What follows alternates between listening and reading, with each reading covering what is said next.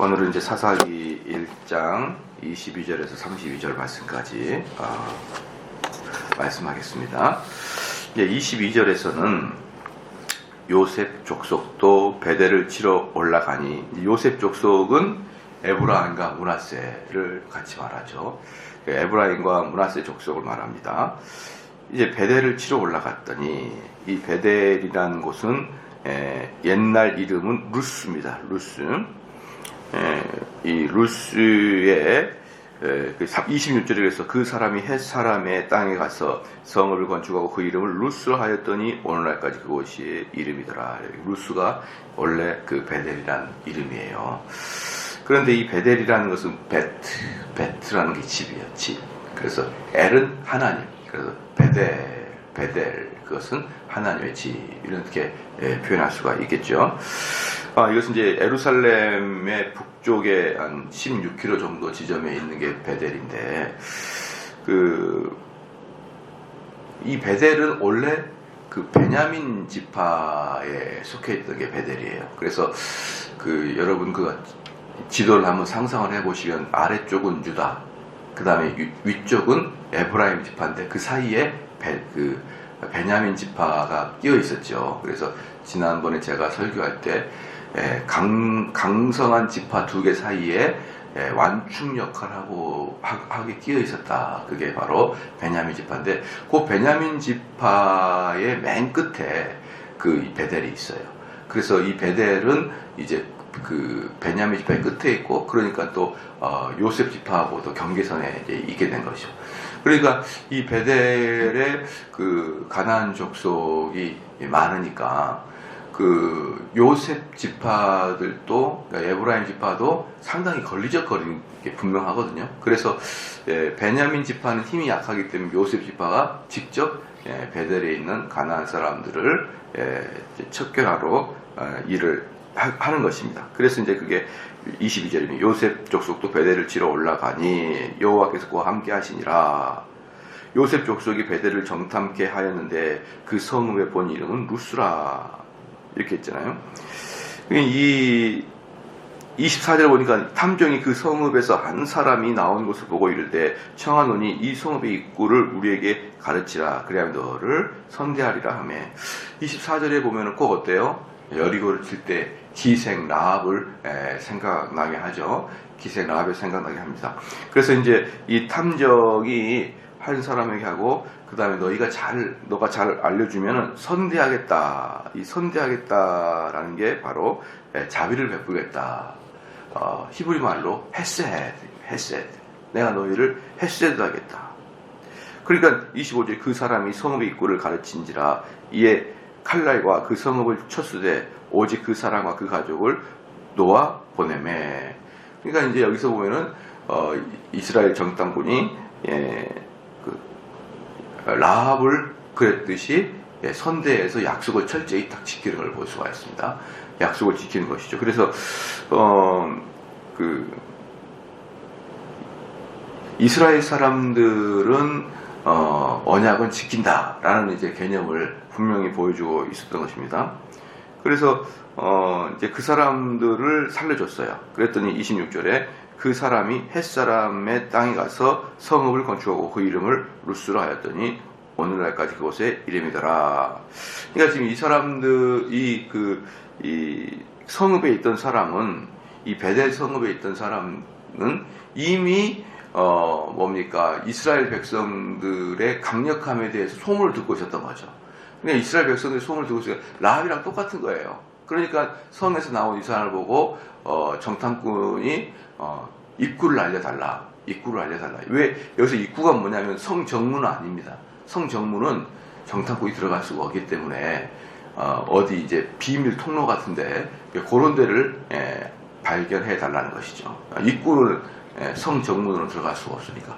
그러니까 이 사람들은 이스라엘 사람들이 하나님과 함께함을 알고 두려워해서 라합이랑 똑같이 우리를 살려달라 이렇게 했고, 이제 또 이스라엘 정탐꾼은 그 사람의 정보를 통해서 아주 비상구로 들어갔기 때문에 그를 선대한 것입니다.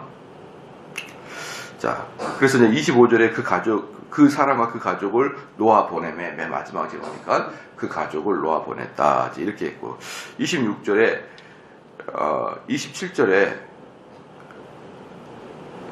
여기까지 보겠습니다. 26절까지. 그러면은, 이제, 여기에서 22절에서부터 26절까지 베델을 치는데, 우리가 언뜻 보기에는, 문제가 하나도 없어 보여요.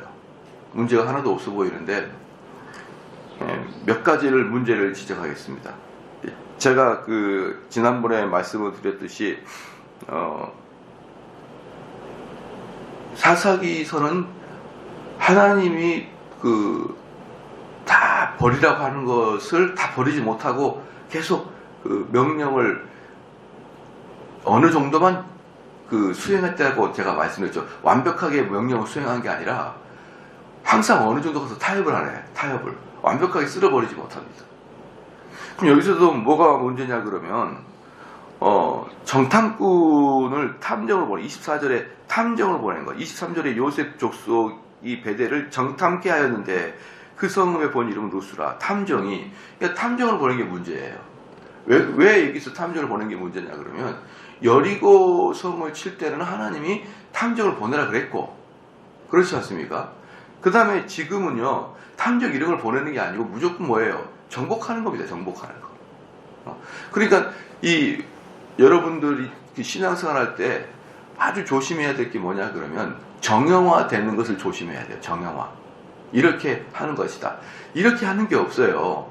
하나님은 그때그때 그 도구를 사용해서 우리에게 은혜를 주시는 것이지 그 도구 자체를 정형화시킨다. 이것은 뭐냐면 바리새인이나 율법주의를 말하는 거예요. 어떻게 하면은 뭐가 된다. 어떻게 하면 뭐가 된다. 그러니까 우리 조상들이 여리고를 정탐했을 때 뭘 했으니까 탐정을 보냈으니까 우리도 탐정을 보낸다. 이런 식의 개념으로 나가면 안 된다는 거예요. 왜냐 그러면은 여리고의 정탐은 하나님이 명령을 내리신 거였고 여기에서는 정탐을 하나님 명령을 전혀 내리지 않았죠. 그러면은 이 정탐꾼을 보냈다는 그것을 보면 뭐냐면 하나님이 베델 땅을 함께 하시기로 21 보십시오. 요셉 족속도 베델을 치러 올라가니 여호와께서 그와 함께 하시니라. 여호와께서 함께 하시기로 했어요. 그런데 가다가 어때요? 덜커덩 겁을 먹고 정탐꾼을 보내는 것은 여리고성의 정탐꾼과 달리 이것은 하나님을 의지하지 않는 하나님께서 명령하는 것과 좀 다른 방식으로 들어가게 되는 것이죠. 그렇죠? 우리가 이 방식을 모르고 22절부터 보면은 하나도 문제를 발견할 수가 없어요. 그러나 사실은 지금 요셉 족속은 불신앙을 갖고 이제 올라가는 거예요. 하나님 명령 자체에는 어느 정도 두려움을 갖고 있고 그래서 인간의 방식으로 정탐꾼을 보냅니다. 두 번째 문제가 뭡니까? 정탐꾼을 보냈는데 사람이 나왔어요. 그 사람에게 도움을 요청하고 너가 우리한테 선대하면은 내가 너희를 선대하겠다. 살려주겠다. 했어야 되겠거든요. 기생 라합이랑 똑같이 얘기합니다. 그러나 하나님께서는 가나안 족속을 어떻게 하십니까? 멸절시키라고요. 멸절. 그러니까 가나안 족속과 약속도 맺지 말고 가나안 족속의 도움도 받지 말고 심지어 가나안 족속을 살려주면 안 되죠. 그런데 여기서 다 어기잖아요. 가나안 족속과 어때요? 도움받고 약속 맺고 결국은 살려주고 자기들 나름대로는 인간적인 방식이라고 선대해서 그 사람을 살려줬지만 사실은 하나님은 그 사람을 살려줄 것을 뭡니까? 즐겨하지 않았죠. 그러니까 어제도 말씀드렸지만 우리 인간은 하나님보다 더 긍휼하려고 만든다니까요. 하나님께서 멸절하라 그러면 멸절을 해야 될 이유가 있었겠지요. 그런데 어떻게 이 사람들은 탐정한테 선대한다 그랬다가 그 탐정이 선대한다 그랬다가 그 사람이 잘 정보를 주니까 인간적인 관점으로 선대를 했지만 사실 하나님은 그것을 뭡니까? 하나님 명령에 불순종하였다라고 보는 것입니다. 여러분 그래서 이 22절부터 26절까지 이런 것들은요 아주 교묘하게 사람을 속이는 겁니다. 아주 교묘하게. 언뜻 보면은 아무 문제가 없는 것 같아요. 언뜻 보면은 정말 정의롭고 선하고 자기들이 명령한 걸 잘 지키는 아주 뭡니까? 윤리적 도덕적으로는 본받을 만한 것 같아요. 문제를 발견할 수 없습니다. 그러나 한꺼풀만 벗기면은 전체가 뭡니까? 하나님을 향한 신뢰하지 못한 하나님 주겠다고 하는 것에 대한 불신앙, 이걸로 딱 그 밑에 베이스가 깔려 있는 것입니다. 그렇기 때문에 이 요셉 족속도 어때요? 하나님 명령에 불순종하고 있다는 것을 볼 수가 있는 것입니다. 그럼 동의가시죠? 그 다음에 이제 26절부터인데,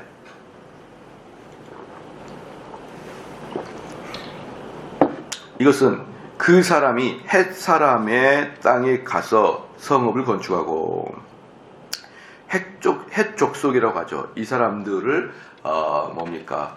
그 성경에서 헷 족속이라 그러는데 세계사에는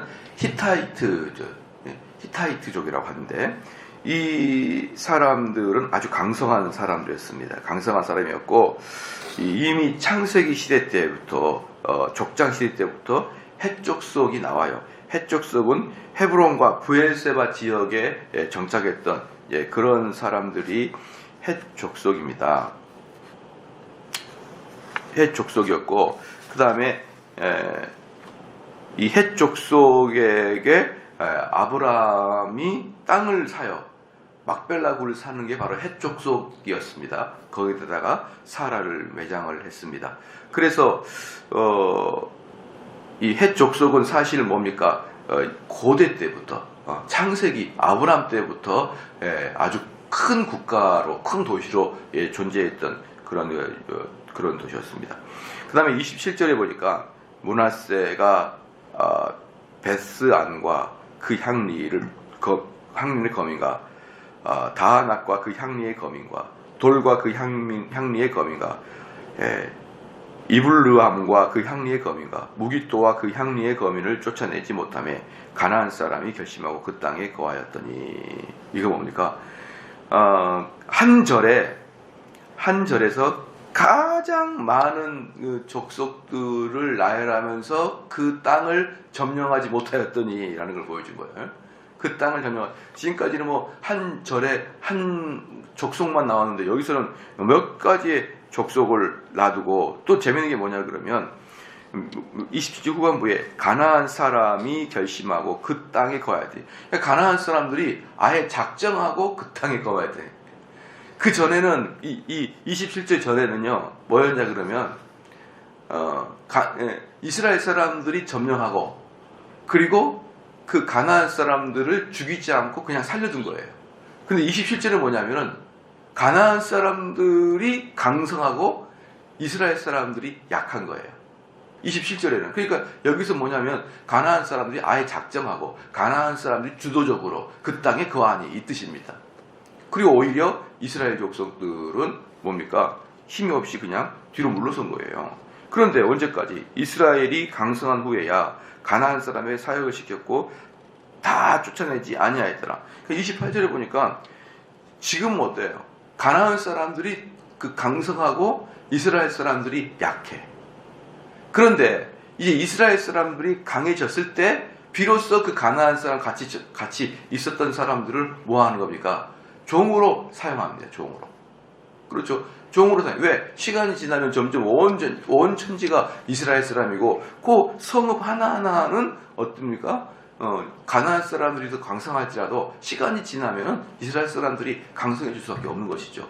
그러니까 이스라엘 사람이 강성해지니까 그동안에 있었던 가나안 사람들 전부 다 포로로 잡아가지고 자기들 종으로 삼았더라. 여기서 문제가 뭡니까? 시작. 종 삼지 말고 죽여라 이거예요. 죽여라. 왜 그렇게 말을 안 듣느냐. 그러니까 처음에는 뭡니까? 처음에는 얘네들이 강성하니까 못 죽여요. 근데 이스라엘 사람이 강성해질 때는 어떻습니까?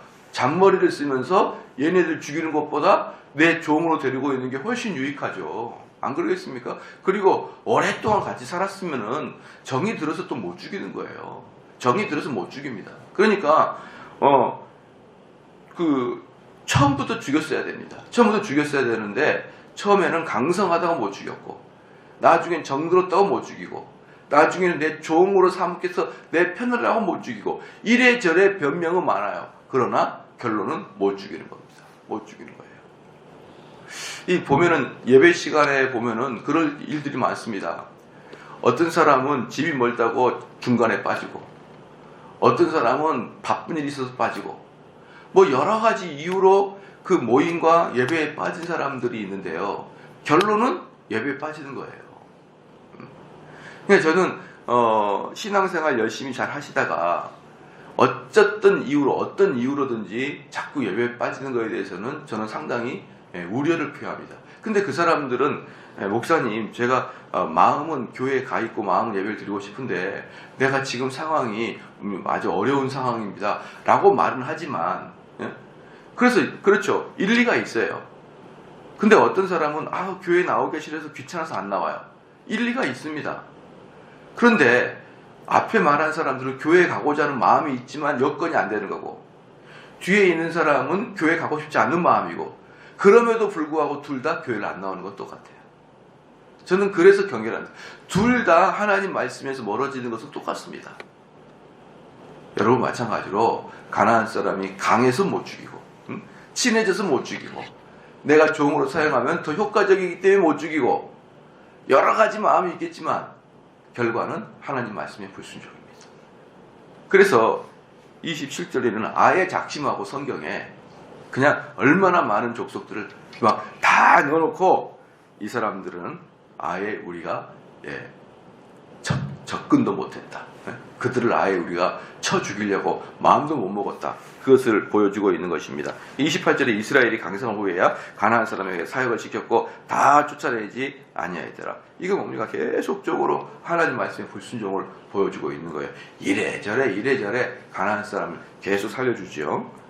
29절에 에브라임이 겟셀에 거한 가나안 사람을 쫓아내지 못하며 가나안 사람이 겟셀에서 그들 중에 거였더라. 계속 쫓아내지 못하였더니 이게 지금 1장 후반부에 지금 계속 나타나는 이야기들 아닙니까? 스불론은 기드론 거민과 나할롤 거민을 쫓아내지 못하였으나 가나안 사람이 그들 중에 거하여 사역을 하였더라. 스불론과 기드론은 어디냐 그러면 상당히 이스라엘 북쪽 지역입니다. 북쪽 지역, 북쪽 지파인데 거기서도 어떻습니까? 결국은 쫓아내지 못하고 가나안 사람들을 자기의 종들로 삼았다. 아마 여러분들이랑 입장을 바꿔서 생각하면 아마 여러분도 쉽게 죽이지 못할 거예요. 왜냐하면 사람을 죽인다는 게 어려운 일이고, 두 번째, 그 사람을 내 종으로 사용하면 얼마나 좋은데, 그죠? 집에 청소도 안 해도 되고, 집에 밥도 안 해도 되고. 여러분, 우리가 해외 여행 가서 좋은 게 뭡니까? 하나 좋은 게 뭐예요? 그냥 호텔 쓰다가 밖에 나갔다가 $1 왔다고 놓고 가면 또 깨끗이 청소해 놓잖아. 빳빳하게 하얀색 천으로. 이게 사실은 여행의 또 재미 중에 하나거든요. 근데 자기 집은 어때요? 아침에 나간 그대로 이불이 그대로 꾸글꾸글 있을 것이고, 옷도 손 안 대면 그대로 입고, 설거지는 쌓여있고, 어떻습니까? 그런데 여러분이 아침에 밥 먹고 나왔는데 오후에 들어가면 깨끗하게 청소해놨어요. 그 사람들이 공짜야. 근데 공짜. 근데 그를 어떻게 없앱니까? 우리 일생에 너무너무 편한 존재인데. 입장 바꿔서 생각하면요, 여기 있는 분들도 아마 하나님 명령 순종하기 쉽지가 않을걸요. 그들을 강제 노동시키고 돈 안 주고 말자 끄고, 얼마나 좋아요.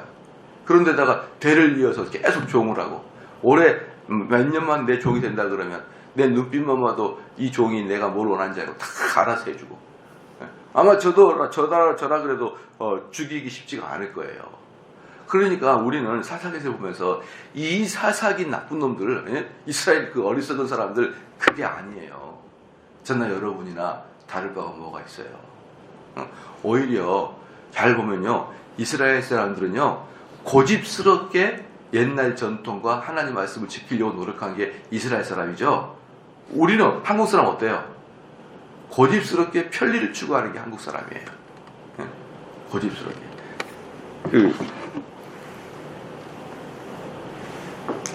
여기가 경기도 지역이라 그린벨트가 많지 않습니까? 그리고 아직 개발이 덜 된 데가 많아요. 경기도라서. 그러면 중간중간에 뭐가 있냐면은 간이식 건물 있잖아요. 샌드위치 판넬로 되어 있는 거. 얼마나 보기 싫습니까, 건물이 정말 보기 싫거든요. 그러니까 샌드위치 판넬로 집을 짓는 것은 우리 경제대국 12위권인 대한민국에 어울리지 않는 그런 건물이에요. 그러나 우리나라 사람들은 뭘 중요시 여기니까? 가성비 또는 편리성을 중요하기 때문에 그런 걸 짓습니다. 근데 유럽은요, 집을 하나 짓더라도 예쁘게 지어요. 그렇게 안 짓습니다. 샌드위치 판넬은요, 아르헨티나도 없어요. 집같이 지어요. 근데 우리나라 오면은 산천에 샌드위치 파늘이 얼마나 많은지 몰라요. 제가 그걸 보면서 야, 한국 사람들은 정말 편리성, 가성비를 중요시 여기는구나 이런 생각이 많이 듭니다. 그리고 보편적인 그 뭡니까 그 가게 장사할 때 문을 오픈하잖아요. 그러면 그 김밥 천국이나 이런 거 보면 전부 다 테이블도 제일 싼 걸로 이렇게 딱 그 티가 나는데 아르헨티나만 가도 어때요? 식당들이 조금해도 아기자기하고 고풍스럽고 예쁘게 신경 써서 인테리어 다 해요. 그런데 우리나라 같은 경우는 진짜 좋은 레스토랑이 아니면은 좀 싼 레스토랑 어때요? 테이블도 의자도 싼 걸로 막 딱 보면은 싼 거 써 있어요. 전부 다 막 이 싼 거 써 있는데 내 이 인품에 거기서 밥을 먹는 게 불편해요. 좀 좋은 데서 먹고 싶은데 우리나라 사람들은 가성비를 정말 높이 평가하고 편리성을 높이 평가하기 때문에요. 99.9% 얘를 강제 노동시켜서 내 종으로 담지 죽이지 않을 거예요. 저는 거의 확실합니다. 이스라엘 사람들보다 우리가 훨씬 더 뭡니까? 타협적이에요. 이스라엘 사람들은 우리가 훨씬 더 뭡니까? 가성비를 따져요. 그렇기 때문에 이 사사기서를 보면서 이 어리석은 이스라엘 사람이 아니에요. 어떻게 봐야 되냐 그러면 이렇게까지 철저히 지키려고 전 지구에서 가장 철저히 종교의식을 갖고 있는 이스라엘 사람들조차도 이렇게 타협하는 걸 보면 대한민국 사람들이야 개눈 감추듯이 훌러덩 그냥 삼켜버립니다. 우리는. 예. 지난번에 제가 말씀드렸지만 우리가 일본 사람보다 540배나 거짓말을 많이 한 민족이라고요. 우리가. 거짓말이 뭡니까? 내 편리성을 위해서 규칙이나 법칙을 어길 수 있는 게 거짓말이잖아요.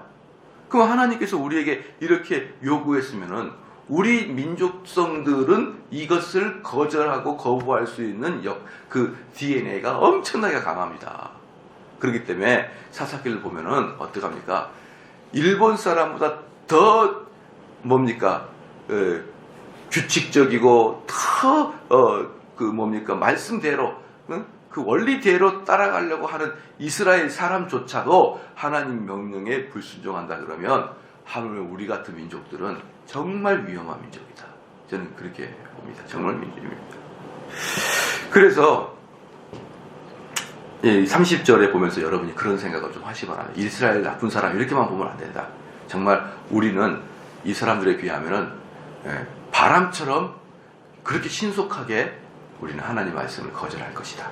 라는 것을 여러분이 생각해야 됩니다. 31절에 알셀이 악과 거민과 시돈 거민과 알락과 익삭과 헬바와 아빅과 르 거민을 쫓아내는 이제 31절에 또 한답 아래 또 사람들을 한꺼번에 모아가지고 이게 사사기에서 말하고 있는 게 뭡니까?